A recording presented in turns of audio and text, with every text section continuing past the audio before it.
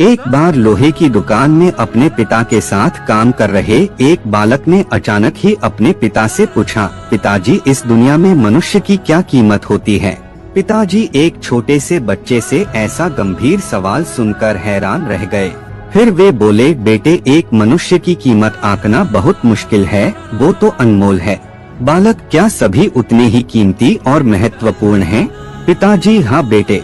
बालक के कुछ पल्ले पड़ा नहीं। उसने फिर सवाल किया, तो फिर इस दुनिया में कोई गरीब तो कोई अमीर क्यों है? किसी की कम इज्जत तो किसी की ज्यादा क्यों होती है?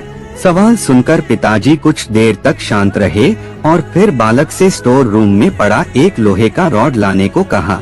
रॉड लाते ही पिताजी ने पूछा, इसकी क्या कीमत होगी? बालक, लगभग 300 रुपए। पिताजी, अगर मैं इसके बहुत से छोटे छोटे कील बना दूं, तो इसकी कीमत क्या हो जाएगी? बालक कुछ देर सोचकर बोला, तब तो ये और महंगा बिकेगा, लगभग 1000 रुपए का। पिताजी, अगर मैं इस लोहे से घड़ी के बहुत सारे स्प्रिंग बना दूं तो? बालक कुछ देर सोचता रहा और फिर एकदम से उत्साहित होकर बोला, तब तो इसकी कीमत बहुत ज्यादा हो जाएगी।